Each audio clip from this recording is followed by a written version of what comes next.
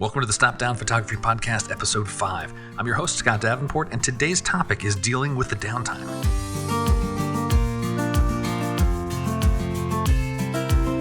Hey everyone, thanks for tuning in and spending a few minutes of your day with me.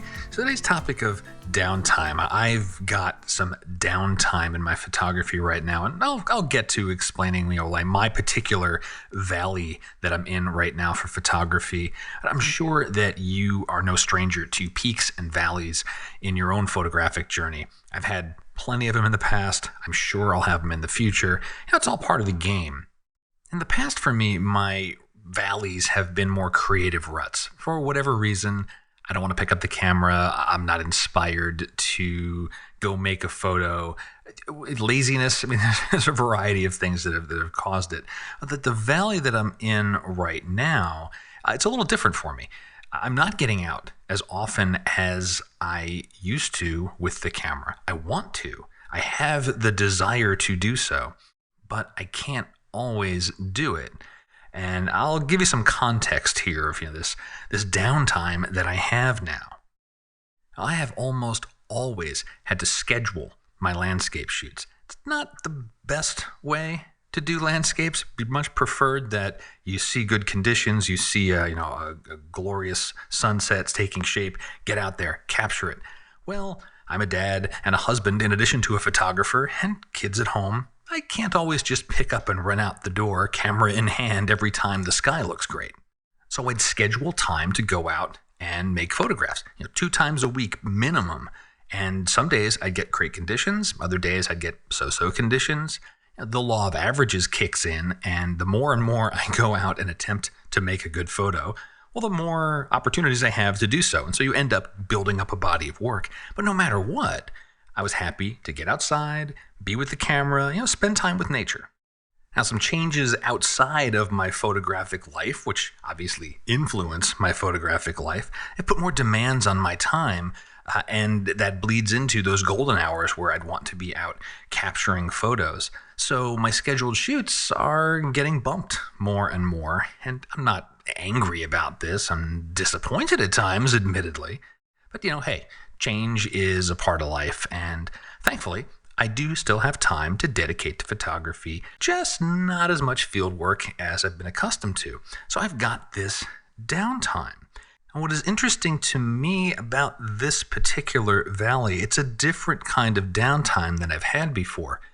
I think it's like the deep winter months for many photographers that don't live in a climate that is pretty nice year-round. I'm fortunate that I live in Southern California, and so the weather has never been a hindrance to going out and making photos. Very cold weather or super short days with very little light.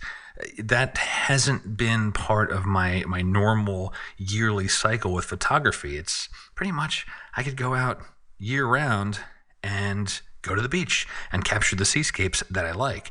Of course, you can do that in wintry places, and there's some really cool opportunities to do that. But I'm thinking of, what I talk to other photographers that are from colder climates. You do get this, this wintry feel. I remember as a kid growing up on the East Coast, around January, February, we all started to have a little bit of cabin fever because we hadn't been getting outside very much. It's really, really cold. It gets dark really soon. That kind of thing.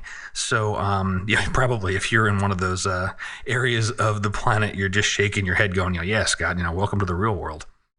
But what I'm coming to realize is this downtime isn't all bad, and it does present its own set of opportunities.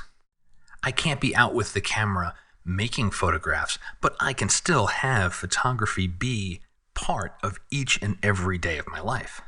If you follow me on YouTube or subscribe to my newsletter, you know that I'm still making videos, I'm still writing articles, I'm still making this podcast, and I'm using the studio time, the more time I have, the outside of capturing photos for other projects.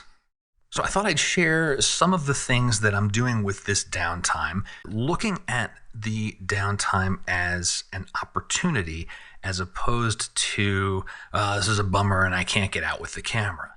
First is refreshing my portfolios.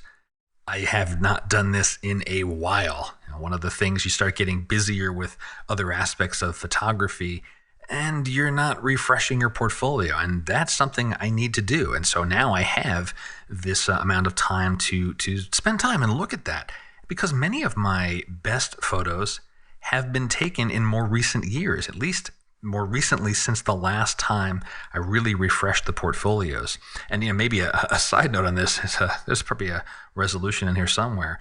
As I'm creating new photos, start to put them into either a staging collection or album where these ones you might want to consider promoting to your portfolio. And for me, I like to keep a portfolio to a certain fixed number of photos. So if something's going to go in, something else has got to come out and really have that represent your very best work.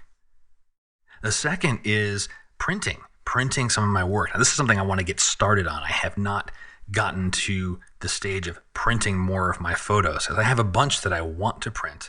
I want to get some more acrylics done. I did a few acrylics with Sol Digital's printing lab and really liked what I got.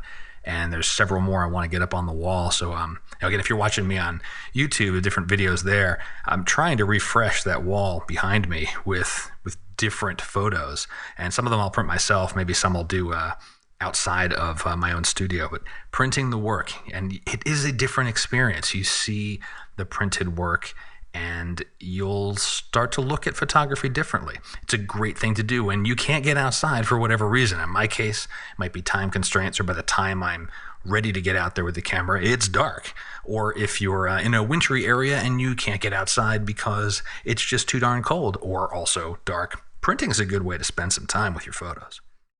Another thing I'm doing is watching more photo tutorials and videos on YouTube. I generate a lot of content, and it's good for me to consume content from time to time. And this could be field work, watching someone at a particular location working a scene. It could be post-processing. It could be gear. And so I'm really just looking for concepts, key takeaways, things that I can map from other photographers' experiences and workflows into my own set.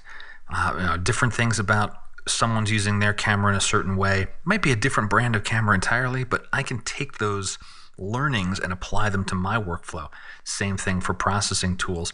The whole point here is focusing on input in this space, taking in information and making it part of my photographic workflow, much less on output and producing photographs. It's kind of filling that creative bank, which we've talked about on the podcast before. So this is watching videos, watching tutorials, just absorbing the work of other photographers. Another way it's I'm finding really enjoyable to spend this downtime I've got. One more thing I'm doing is a little more mundane, but it's gear inventory and housekeeping. So for the gear, just taking stock of what I have, get it all organized again. Things tend to sprawl after a while, and it's almost like expansion and contraction, right? You get all your gear organized, and then slowly over time, things move between bags, or something moved from one shelf to another, and for whatever reason, you're in a hurry that day, you don't exactly put it back where you used to have it. Just getting my arms back around all of that. Similar to any organization I need to do with my photo libraries itself. And as I go through all that, spending the thoughtful time with, at least for the gear, is this something I use? Is it something I could part with? Is it something I forgot to insure? Checking this against my list of equipment that I make sure I have my is insurance on. So if something goes wrong with it or it were stolen, I've got coverage for it. So just that type of housekeeping, that's an important part of photography. It's not the most glorious part by far, but it is something that can be a good time used when you've got this downtime from creating photographs.